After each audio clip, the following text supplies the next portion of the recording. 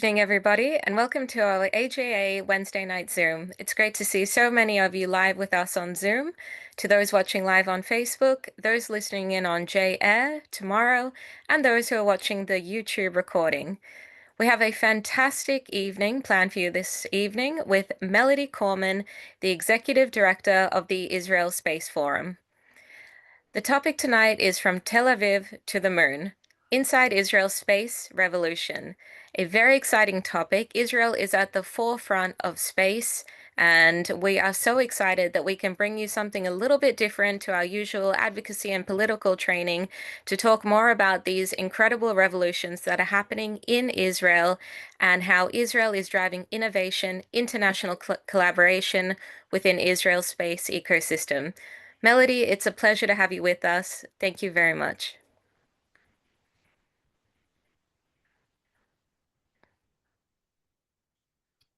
Okay, now it's working. Thank you. And thank you for having me. Hello, everyone, and good evening for you. I'm right now in Israel, so it's a sunny noon, just past 1 o'clock, I think. And I think we'll dive in. So again, thank you. And let's talk a bit about space. Let me quickly share my screen. Okay. So as Daniel said, we're going to talk about Israel's space ecosystem, some about the moon, a lot about low Earth orbit, and about a lot of potential that Israel has in this specific area. But I will start with the basic question because I don't know how much you know about space, the global space ecosystem, and Australia's space ecosystem. And I just want to ask everyone, why space? Why this topic is so of interest for so many people around the world? So if we look a bit back, even in ancient histories, people were looking to the skies to find meaning, to learn about different phenomena. Here you can see on the left side, the first ever cave drawing that was about eclipse. And here you can see about the Halley Comet. It's a very famous comet that's revisit Earth every 74 years, I believe. And people in Great Britain were believing that was the reason for the fall of King Harold. Even in Chinese, here you can see some map for comets and when they revisit planet Earth, basically. And later on, where humanity evolved, there will be more stories, like the famous Greek mythology about Daedalus and Icarus that wanted to achieve to the sun. We always wanted, as a human being or human nation, to reach to the gods, to the stars. And you can see it in all the different nations around the world. This is a Maui story. It's from the Polynesia area. This is a story from Taiwan, the pyramid in Mexico. And you can see example through all of humankind history. And even in places today, if you take a look at different flags, some of which I'm sure you find familiar, you can see resemblance of stars and astronomical phenomena still being present in our daily life. As humankind evolved, of course, science fiction has emerged, and a lot of scientific breakthrough were presented as science fictions in the beginning, just because some people, let's say Johannes Kepler, didn't even believe someone will trust them or find them not as lunatic.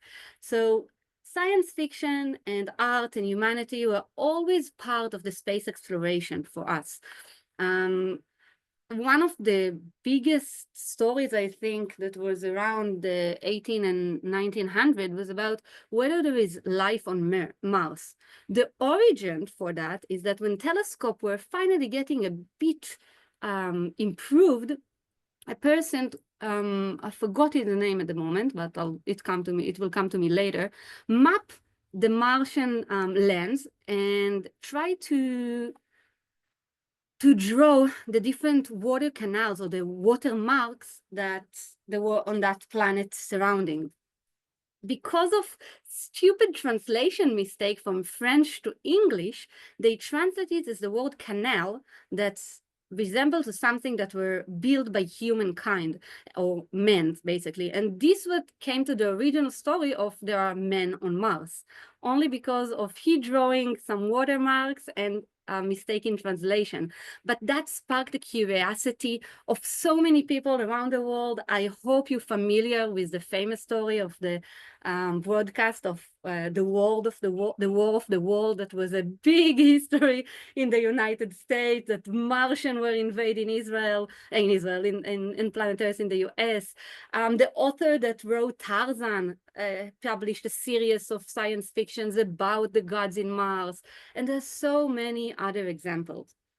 Now, when I say science fiction and art and humanity is very close to space, you can see examples even today. This is SpaceX's most famous rocket. It's called Falcon 9. I don't know if you know why it's called Falcon, but have you heard of the Millennium Falcon from Star Wars? So everyone in the space industry are eager and learning from science fiction, and it's a circle. So we cannot be in the scientific advantage technology that we have today without the stories, without the motivation to reach to the moon, to learn about ourselves, to search more what it is the universe is made of and how it can contribute back to planet Earth. Now, I want to talk about a very common term. It's called the new space. Basically, Atlantis now beginning what is known as the 2011 pre-flare maneuver. It will pull the nose up a little bit right before it hits the runway. Head title, they were saying it was the Its speed now 320 miles per hour. Why is that? That was the last landing of the shuttle Atlantis. Gears down and locked. The US stopped the manufacturing and operation of the shuttle missions, and everyone see the video? Main gear touchdown. Atlantis' nose being now rotated down toward the runway.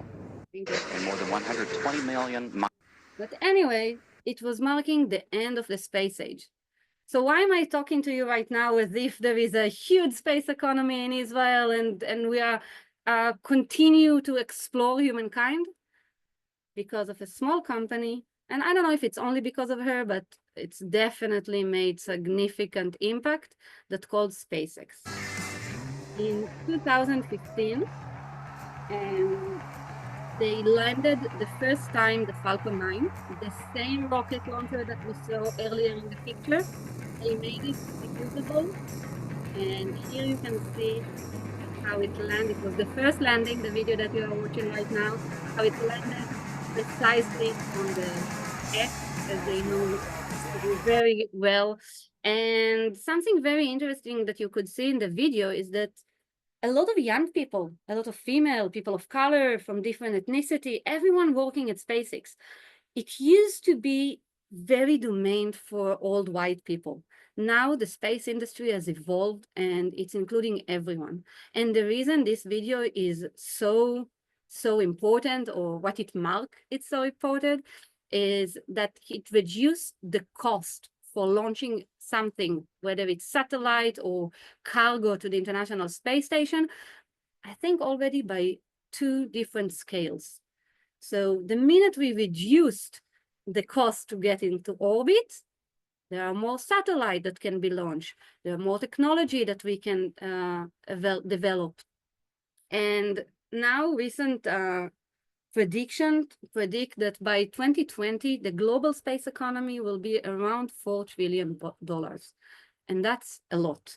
Now, when I'm talking about global space economy, usually I'm talking about 2 different verticals. First of all is the market for space to Earth, everything that is going to support humankind on Earth. It's the Google map that you have on your phone in the GPS, and it's Earth observation to help agriculture and for forecast for weather, and so many different topics. And when I'm talking about space to space market, is goods and services to produce stuff for space, whether it's manufacturing in space. Just imagine how much it will be cheaper if we will manufacturing satellites in orbit instead of launching them from the ground. And when we'll go to the moon, and there's some nation talking about using resources from other, whether it's asteroids or the moon itself. So these are the main terminologies. If you'll take a look of at what is the drivers for the new space economy, it's usually around these 10 topics. Now you see here 5, whether it's satellite launch, satellite inference, deep space exploration, which is still in the realm of government. It's less commercial at the moment. Lunar landing, Earth observation, asteroid mining, space debris, space tourism, space research, and of course, manufacturing. And in Israel, we have kind of everything. Also in Australia, by the way. So I'm pretty sure you are familiar with these 3 main companies in Israel, the Israel aerospace industry, Rafael and Elbit. There are defense companies, very big ones, and they all have space division. Usually, or mainly operating and manufacturing satellite.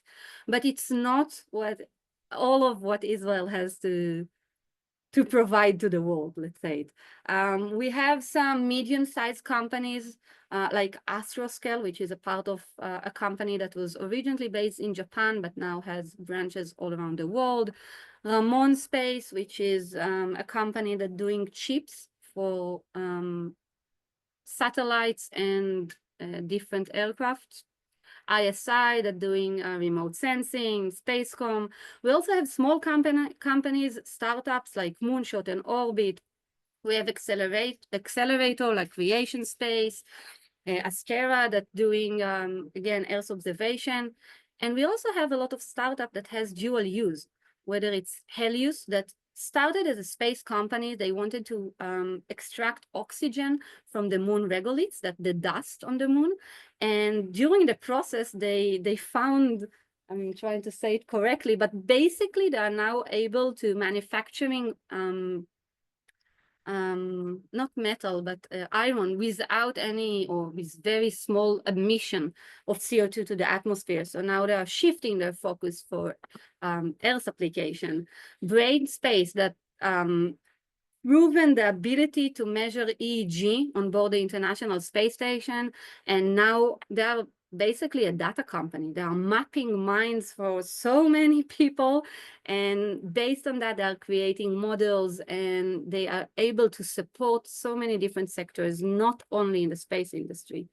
Stemrad is a company that doing protection vest for radiation for nuclear reactor around the world, but their vest was the one flying to the moon on Artemis 1 mission because it also can protect from space radiation.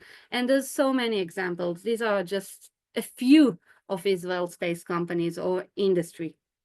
As you all know, we are facing some difficult times in the last 2 years, but even that, with that, still Israeli companies are making the news in global platforms.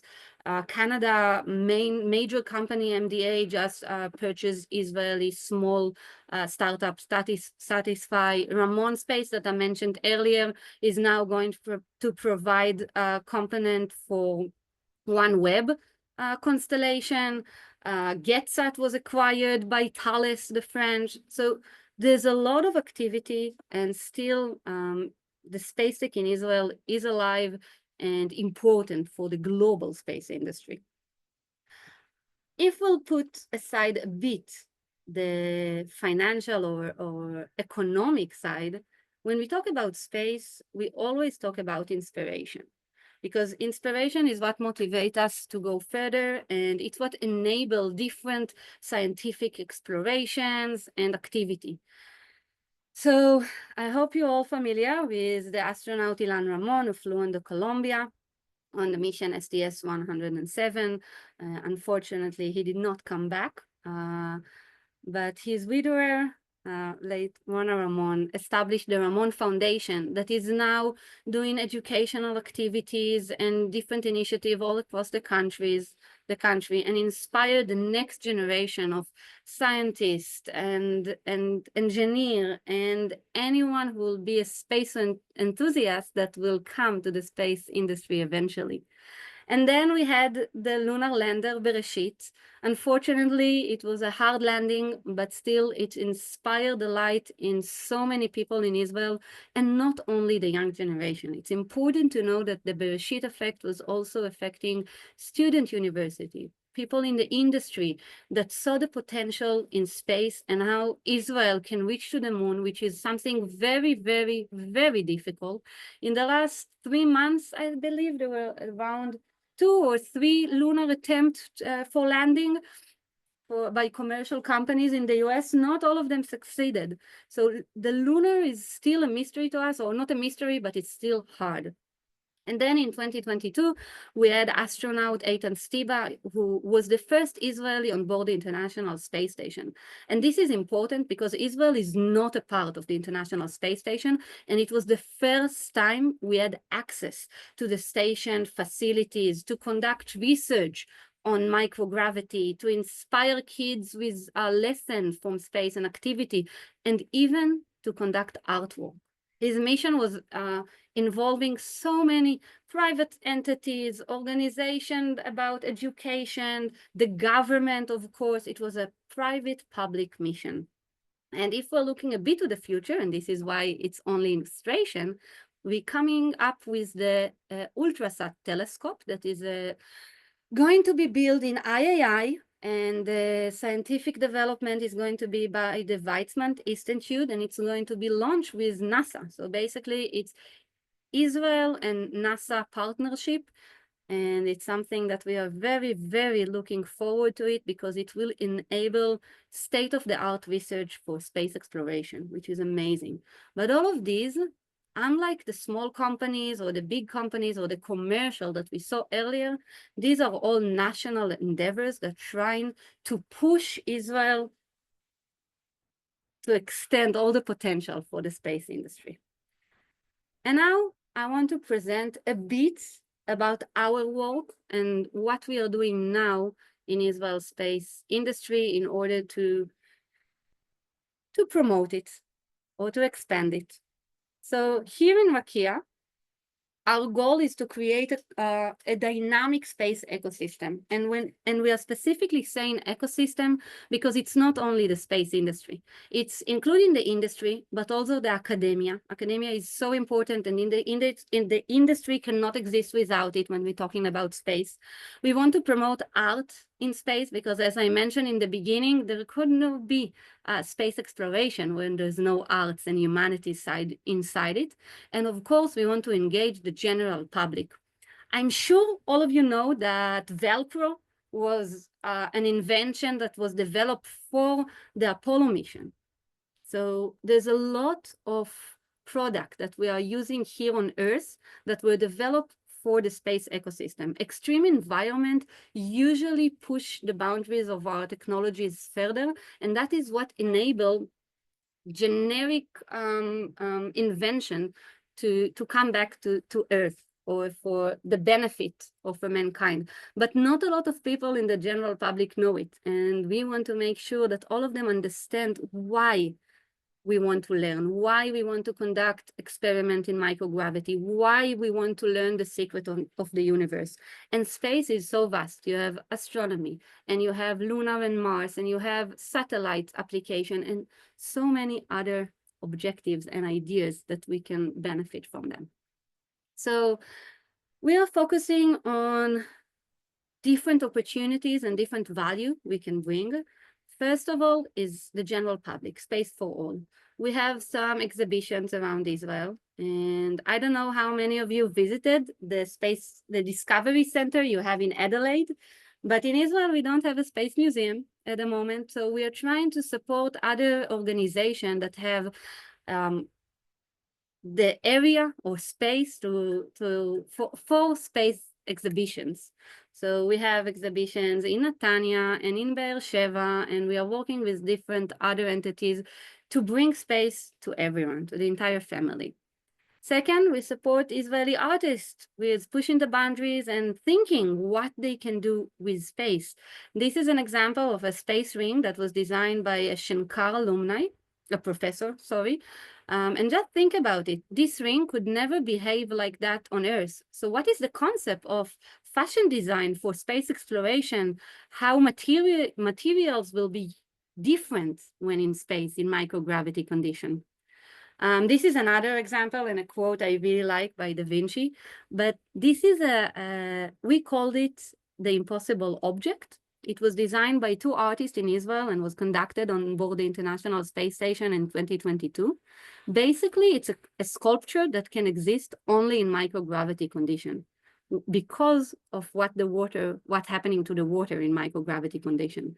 This artwork was later presented in different biennales around the world. And this is not the end. This is just the beginning. We are still working with different artists around Israel. Here on the top, you can see a brand new artwork that is going to be launched next month and hopefully come back to Earth around September. We are doing that in collaboration with the Eretz Israel Museum here in Tel Aviv. Here you can see different exhibitions that we created or presented about space and humanities. Beside that, we'll continue to support microgravity research by Israeli researchers, startup companies, and basically anyone who want to demonstrate or to experience something in microgravity condition. We're supporting them. Here you can see a very, very interesting experiment by the Technion, Professor Moran Berkovici from the Faculty of Mechanical Engineering that created for the first time ever optical lenses using microgravity condition. Another experiment about CRISPR and DNA testing on board the International Space Station, and this is really only the beginning. One very unique experiment that we are doing together with Weizmann University and Professor Yoav Yair is the Ilani S1. This is an experiment that tracking thunderstorm from above.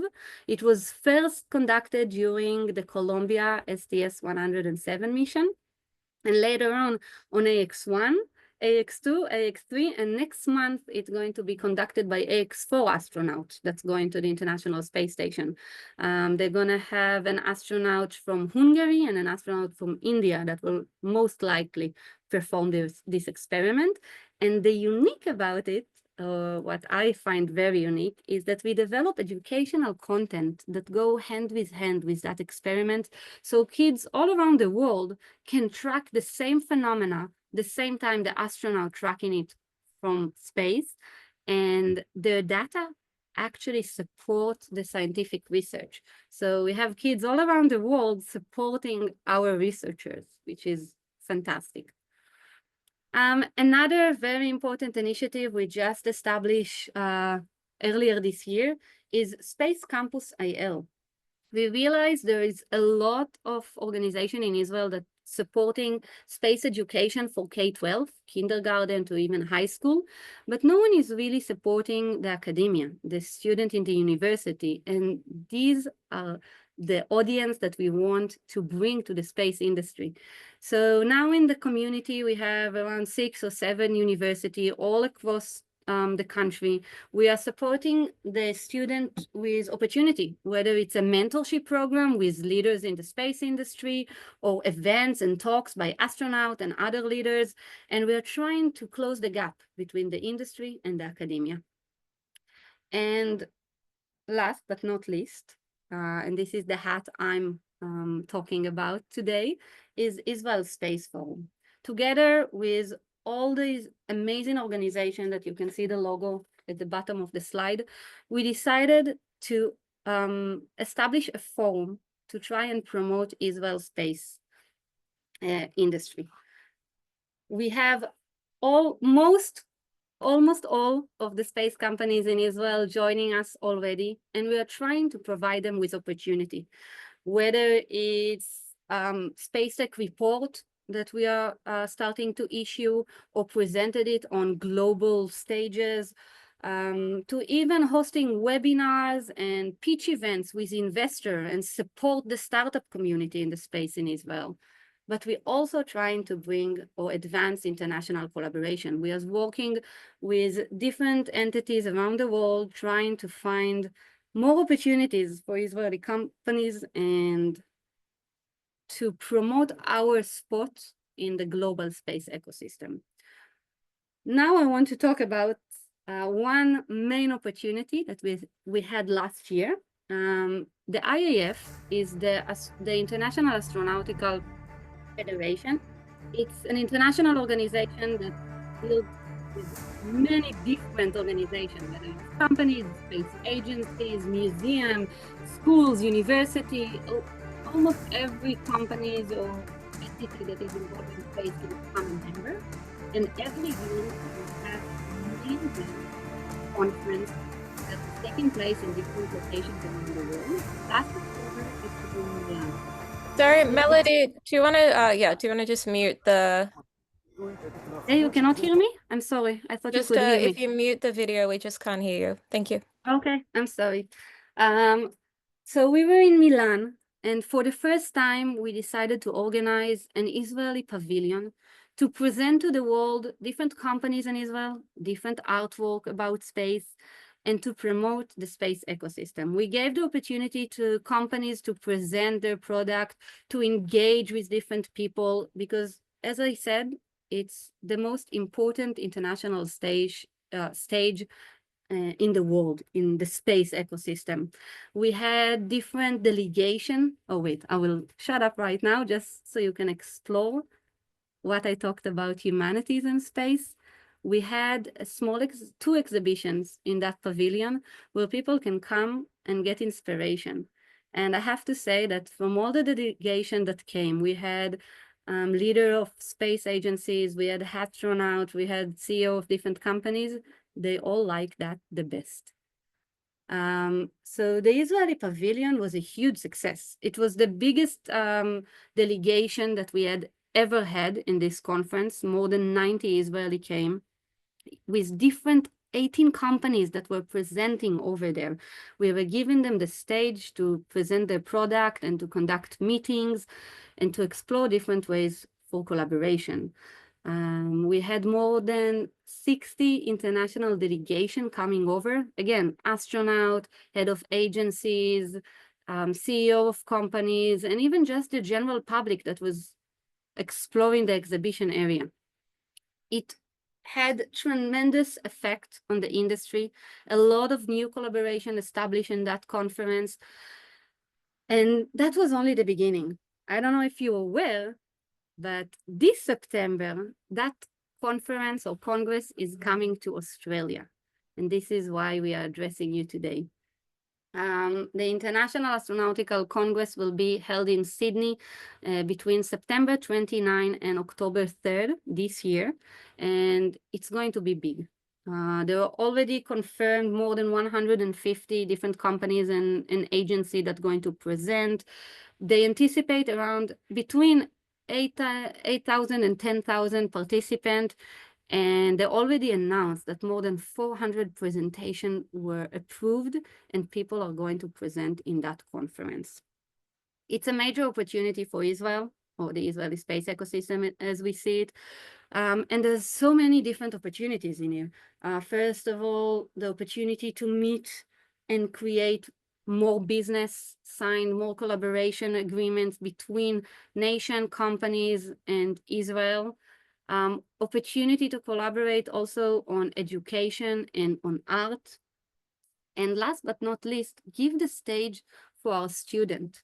The IAC is giving the platform to present in the conference.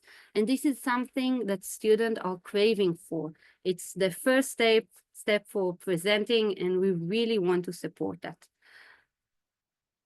That said, there's a lot of different difficulties in bringing Israeli delegation for Australia. And we are really brainstorming right now on different ways of how we can bring, again, such big and diverse delegation.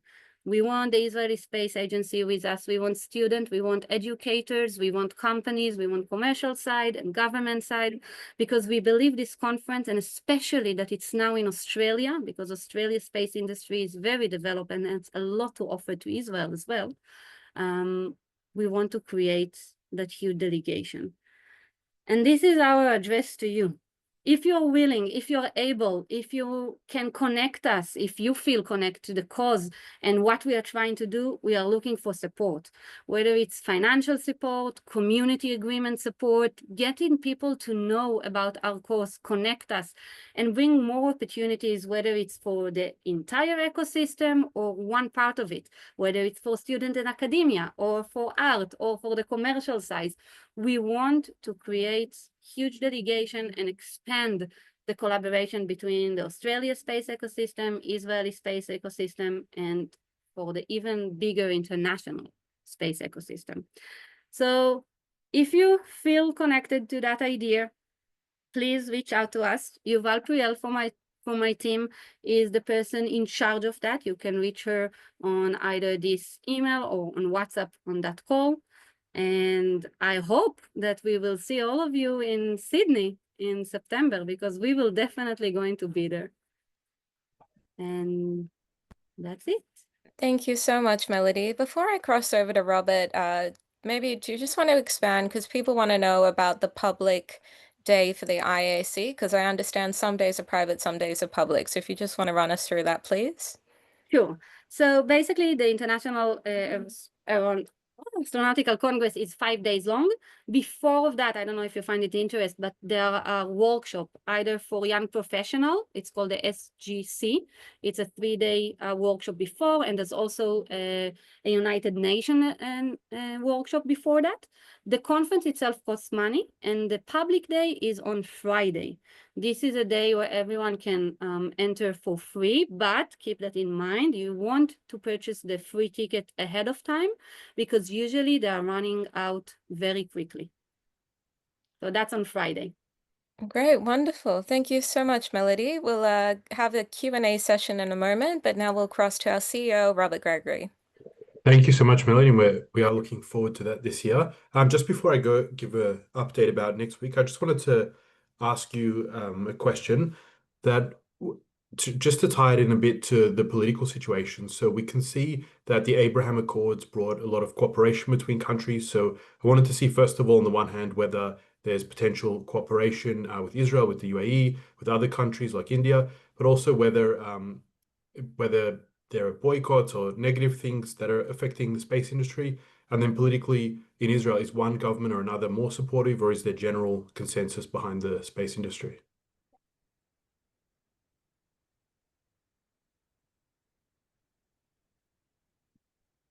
Okay. Can you hear me? Good. Thank you. Yes.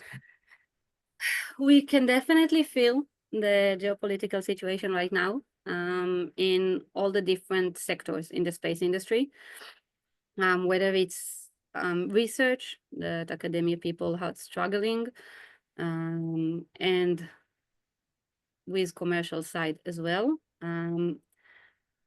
I can share that space is hard, okay? And space collaboration is the key for everything. And every individual in the global space ecosystem will say the same. So on a personal level, not only me, but most of the people in Israel has good relation with people, international people in the space industry, but it's affecting collaboration. We've heard a few times that companies will not collaborate with us because of the situation. The Abraham Accord is it's amazing, and Israel Space Agency has good relation with the UAE space agencies, for example.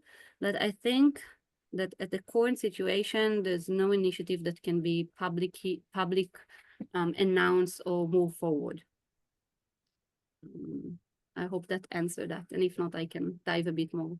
Yeah, no, that definitely does. Thank you. So I'll just give a quick update about next week. So first of all, thank you to everyone for supporting AJA. Please continue to do so. Appreciate any donations. Make sure you're receiving the AJA email and also are following us on social media. Next week, we have a very exciting talk from AJ Edelman, who is an Israeli Olympian, who now is also a political commentator. So he'll be speaking about the US-Israel relationship and some of the recent developments of recent weeks there. I'll also mention, again, for people receiving our email, you would see the upcoming Holocaust survivor reunion in both Sydney and Melbourne, which is being put on by AJA member Eddie Boaz and George Foster of the Australian Association of Jewish Holocaust Survivors and Descendants. AJA is proud to be a partner and a supporter of this. So make sure if you know any Holocaust survivors, please tell them to go. And lastly, the AJA trip to Israel is receiving lots of bookings. A lot of people here I can see have booked and will be joining us. So if you have not yet booked, make sure you have or contact Tennille to book, and we hope to see you all there. Thank you. Thank you, Robert. We'll go to our questions now. Alan, would you like to unmute, please? Yeah, thanks to Neil, and thank you, Melody. Robert touched on my question a little bit with the BDS program. Have things gotten worse since October 7? And have governments sort of stepped into the boycott area? Because I'm just thinking that our Australian government, I believe, has been a bit difficult in other areas. What sort of experiences are you having? I'll frame this in a couple of angles. I wanted to also ask you if you can comment on any military application to what you're doing. I suspect you might not. And my final component, if you can, is humanity getting any closer to finding out a way to combat gravity? Well, to combat gravity, I don't know, but the space exploration has really speeded up in the last few years, and you can see so many nations now entering the realm of the space ecosystem and trying different endeavors and different explorations and research. So maybe sometimes in the near future, especially now when the entire world is looking to the moon and later Mars. I will not talk about how the US new government is now changing a bit. I don't know if you heard about all the different that were been done in NASA budget, but I think that still as humanity, we are all looking for more space exploration. I will say that personally, I'm working closely with SIA, with the Space Industry Australia Association, and they've been nothing but nice and amazing. They actually were the one I consulted when we established Israel Space Forum.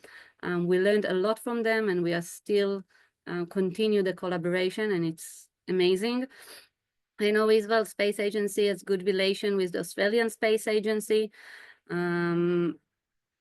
I cannot tell about different companies in Israel and their relation with Australia, but I suspect the major companies like IAI, Rafael, Elbit has good ties and connection with the Australia entities.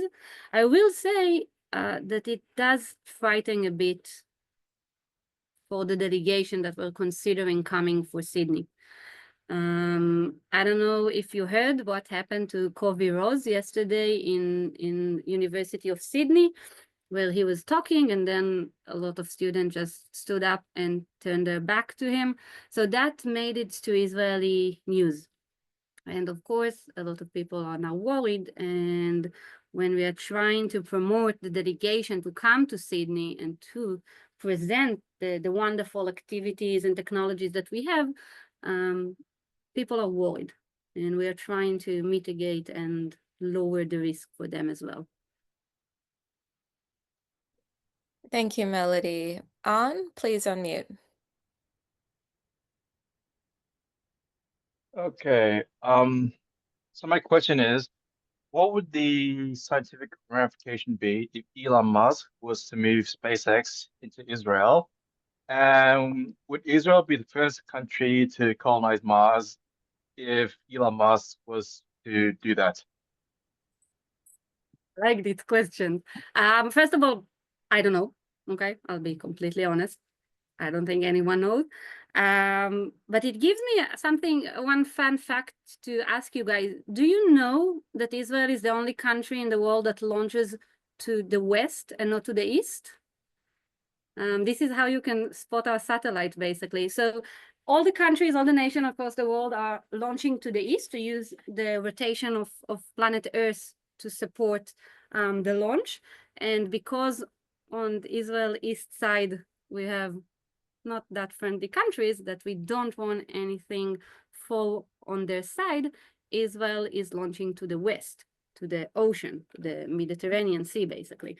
And this is why our rockets and satellite were always had to be smaller to reduce mass. And this is what driven the Israeli innovation in the space industry for so many years. Now, there is, in recent year, I heard a lot of proposal about building a spaceport in Israel. Some people were looking at the desert, at the Negev, to open it there. But I think the reason it didn't move forward is the commercial side. I think that in order to justify the spaceport, whether it's Blue Origin or SpaceX or even IAI or different companies, you need to have a business case. And until you get a treaty with the entire region, that even Egypt and Jordan and Saudi will come to the spaceport in Israel to launch from there, you don't have the business model. So even if Elon Musk will move SpaceX to there, I'm not sure it will help. But that's my opinion. Thank you. Tony, would you like to unmute, please? Thank you very much for your talk. I was just wondering whether Israel operates any large telescopes for astronomy or has intention to put a telescope in space. Yeah. So next year or year and a half from now, we're about to launch the Ultrasat telescope. Maybe I'll ask my team. I don't know, I didn't introduce them, but you can see in the small Zoom called Rakia. So I'll ask my team if you can put in the chat the link to the Weizmann Institute website about Ultrasat. It will be very helpful. So it's a collaboration between Israel Space Agency, NASA, IAI, and the Weizmann Institute. It's a quite large telescope that's going to map the sky in a way that hasn't been done before. I think the agreement for that was around 10 years ago, but it's going to be launched really soon. Thank you. Thank you. We have a question in the chat here from Jason. How is Chaim Eshed viewed in Israel? He is credited with launching Israel's satellite and space program. Chaim Eshed is an inspiring guy. I haven't met him in a year or so, I believe, but he's an inspiration. I used to be a TA in a nanosatellite course in Tel Aviv University, and we always brought him for a guest lecture just because his stories are incredible. He was the one basically build Israel space industry in the beginning, in the early days. Yeah, he has some books if you want to read them as well. I've got another question that was sent to me here. Does Starlink and Elon Musk have any relations or interests in Israel? The truth, I don't know everything that's going behind the scenes. I do know there was some discussion about it, but I don't know the details. Dina, would you like to unmute, please? Thank you. I'd like to know some examples of the Israel space exploration and the use for agriculture. Can you elaborate on a few, please? Yeah.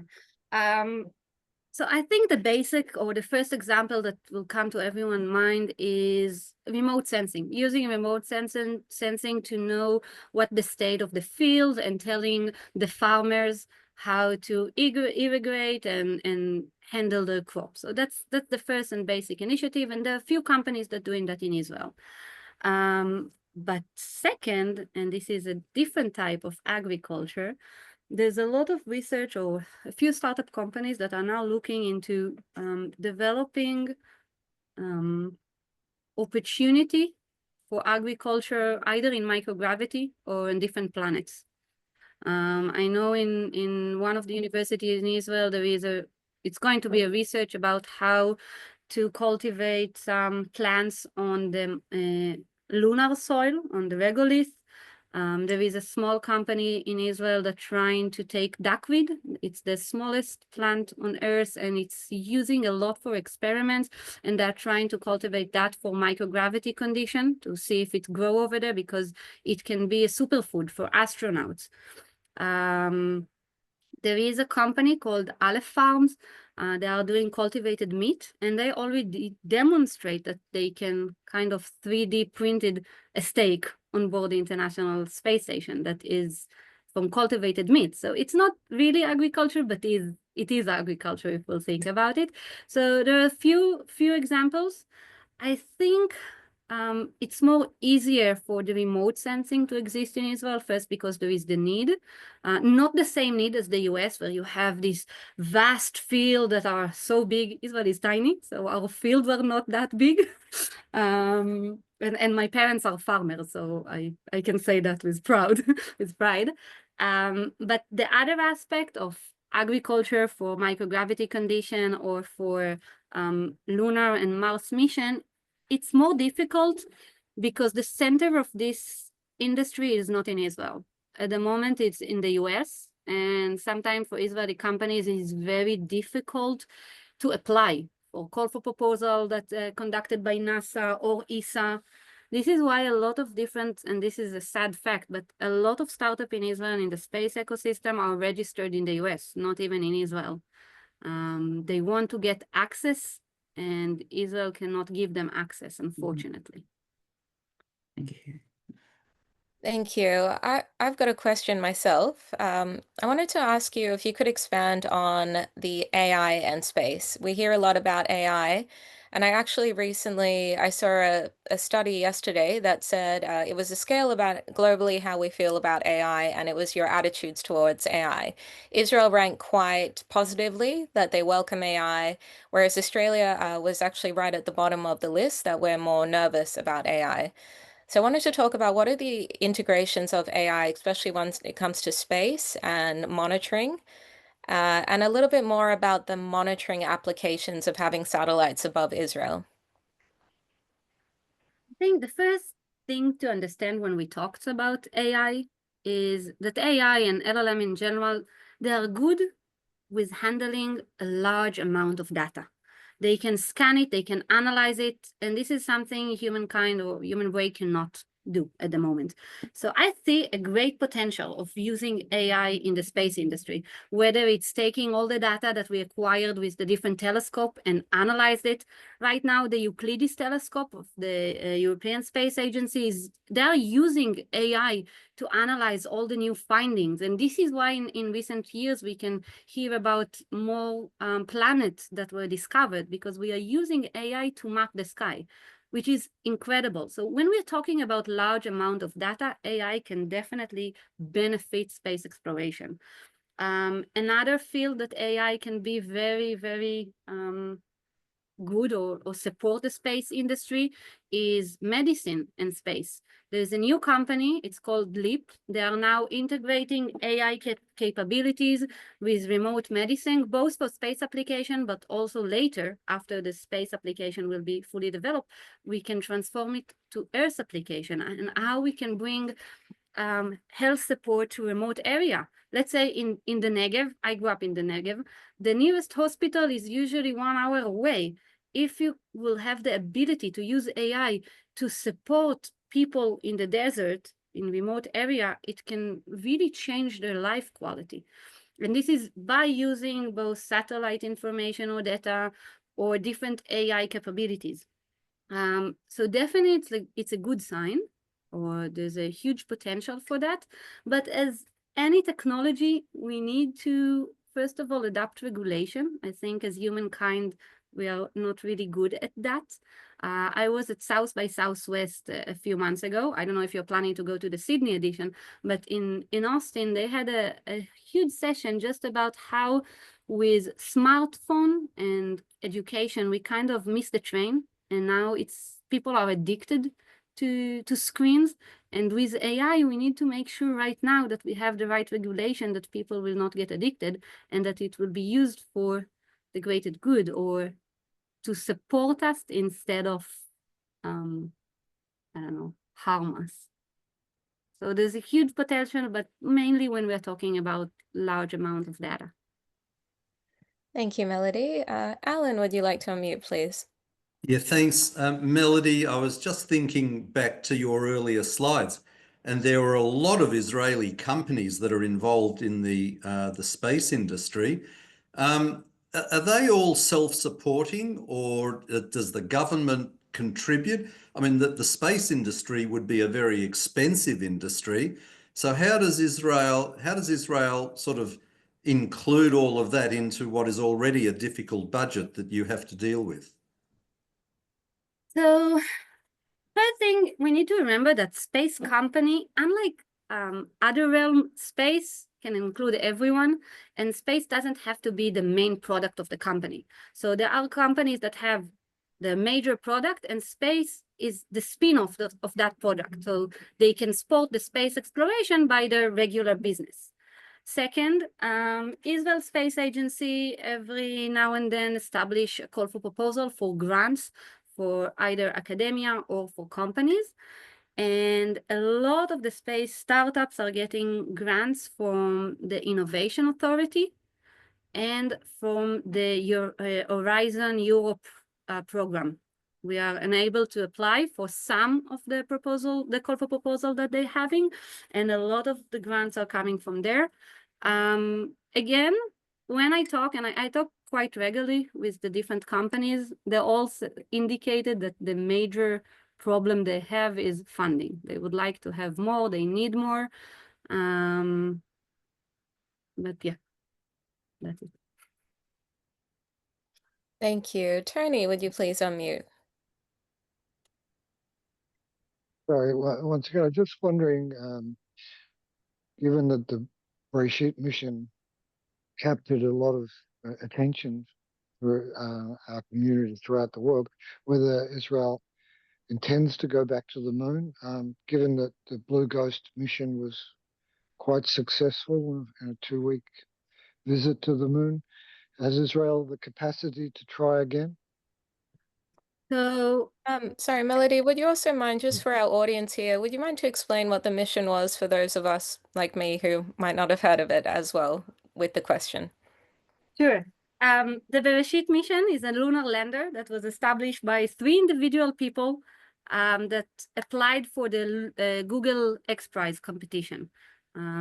They were a completely private non-profit organization. They applied to the competition and then started to gain momentum. They got support from the government, from Israel aerospace industry. They are the one who actually built the lunar lander, and they developed a really vast educational activities and promotion around it. So everyone in Israel knew about the attempt to get to the moon. And back then, we were supposed to be, I believe, the 8 countries that actually landing on the moon, on the lunar land. Unfortunately, the mission was only half successful. We crashed on the moon. We didn't really landed on it. But immediately after, it was announced that they're going to be a second mission. This mission was supposed to be even a bit more complex, where they plan to have 1 lunar lander and 2 lunar orbiter that will orbit the moon and communicate with the lander. And they were planning to have 6 different experiments on board and a lot of educational activity, whether it's drawing by kids and many other ideas. Unfortunately, I think 2 months ago, they announced that they couldn't raise enough money. And they canceled the project. The company, or it's not company, it's a foundation. The foundation still exists. It's called Space IL, and they are doing educational activities at the moment. But the plans to go back to the moon again was canceled. I think, as you mentioned, Blue Ghost and Intuitive Machines and iSpace, there's a lot of commercial companies that are going to the moon. And I think we can use them. I don't know if you're aware, but on Blue Ghost and Intuitive Machine, there was a lot of artwork, including one that were curated by an Jewish Israeli American guy called Michael Potter. So I believe that the commercial opportunity for the moon holds great potential for Israeli companies. We don't have to land on the moon. We can do other stuff. My dream is that we will have a female Israeli astronaut, like in Australia you have one right now, and I'm very, very jealous. So maybe a female astronaut can also spark the curiosity and motivation around the country. Thank you. Robert, would you please unmute? Are you able to unmute, Robert? Hi. Can you may not be able to say, but with intercontinental ballistic missiles, they come out of space and back to Earth. Now, I heard that it's possible to have missiles in space to be able to counter these ballistic missiles from space rather than from Earth. Can you speak anything about that?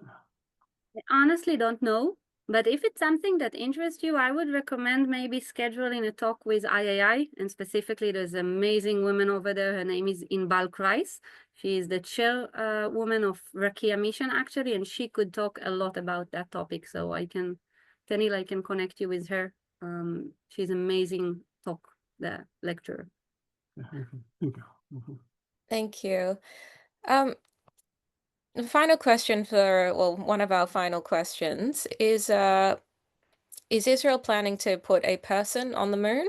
And in your opinion, or with your experience, why is it that sort of the 60s and 70s were very heavy about people going, landing, walking on the moon, but we've had no one on the moon for 50 plus years? I think everyone in Israel or in the space industry would love to see a person on the moon. But getting to the moon, first of all, it's difficult. Second of all, it's expensive. And at the moment, the only nation that is planning to have boots on the moon is the US with its allies, basically.